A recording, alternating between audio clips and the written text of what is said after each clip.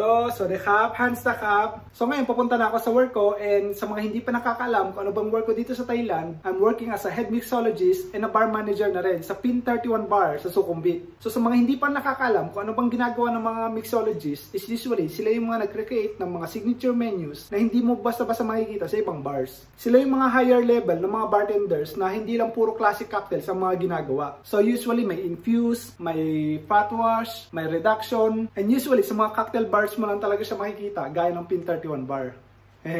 Libre promote. So yeah, samahan niyo ako at ituturo ko na rin kayo sa bar namin. So dumaan nga pala muna ako saglit ng M-Quatier para bumili ng dinner. So nandito na nga tayo sa bar namin, and medyo hidden bar siya, so hindi siya makikita dito. And ito na nga pala yung mga in-order ko. This is how we carry our stuff nga pala sa bar. Bale, nasa 6th floor kasi yung bar namin, so we need to take the elevator.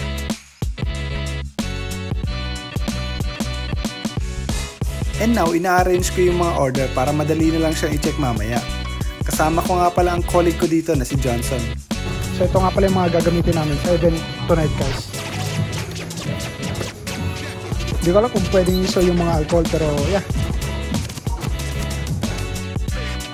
And this guy naman is my boss. At dito, sinusubukan na rin namin yung bagong product. Bali, naka one shot each kami dito, pang warm up na rin. And ngayon, it's time for a quick inventory muna. Sine-check ko dito kung kompleto ba lahat ng order ko and if tugma ba sa receipt. Minsan kasi may mga error, kaya dapat talaga i-double check. After kong mag-check ng mga product, gagawa naman ako ng strawberry syrup. Usually, pinakukuluan ko lang tong frozen strawberries, then strain and mix it with white sugar.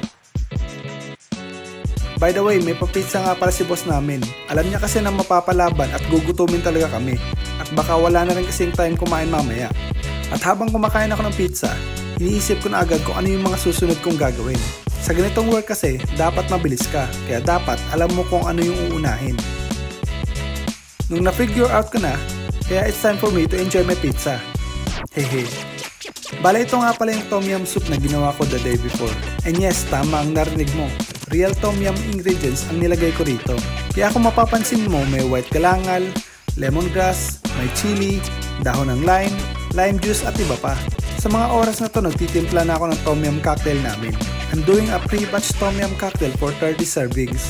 Kahit na 70 katao ang expected customers namin tonight, I'm sure naman na hindi lahat iinom. Kaya 30 glasses lang muna. So yan, natapos din yung pag-pre-batch namin. Unti-unti na nagsisidatingan ng mga customers namin sa mga oras na to. Bale, private event nga pala to ng isa sa mga company dito sa Bangkok. So yeah, binook nila yung whole place and malaki din yung budget nila for the drinks. Kaya naman talagang marami kaming titimplahin sa gabi na to. At yun na nga, kung makikita nyo, umpisa na ang labanan.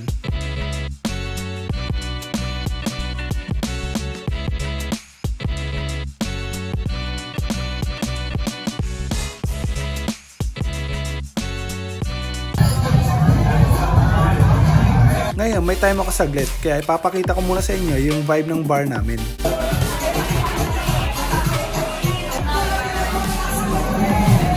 And this is our pretty DJ nga pala. Her name is Mimi. Since this is a private event, kaya medyo may pagka-club vibe ang setup. Yun kasi ang gusto ng client namin. Pero usually, ganito lang talaga ang setup namin every night. A chill cocktail bar with a live acoustic duo. I asked my girlfriend to help me shoot na lang kasi wala rin talaga akong time kung makikita nyo. Busy ako sa kakashake eh.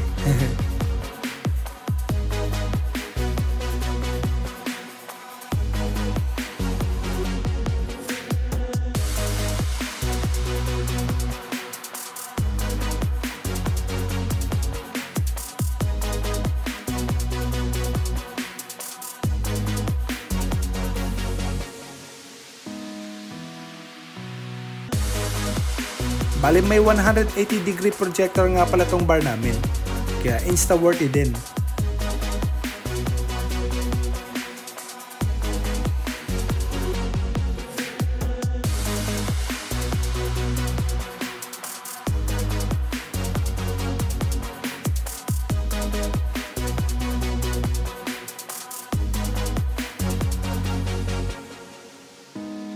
As expected, ginutom ako kaya quick break muna. So yun guys, break time muna. Actually, malapit na kaming matapos kasi nagsisiuwian na sila eh. And sinubukan ko talaga mag-vlog pero grabe sobrang busy kaya yun, puro voice over na lang. But yeah, sana nagustuhan nyo. Okay. Natapos din.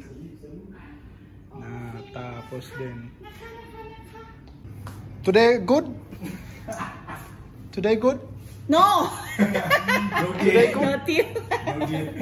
No go.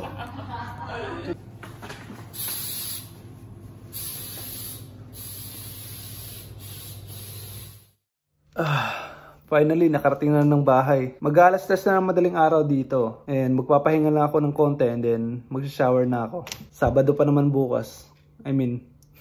Sabado na ngayon kasi alas 3 lang ng madaling araw. So yeah, ganti yung halos every night ko na ginagawa. Gaya nga nang nakita nyo, medyo busy kasi nga may event. Pero yeah, ayun. Thank you for watching and see you guys again on my next vlog.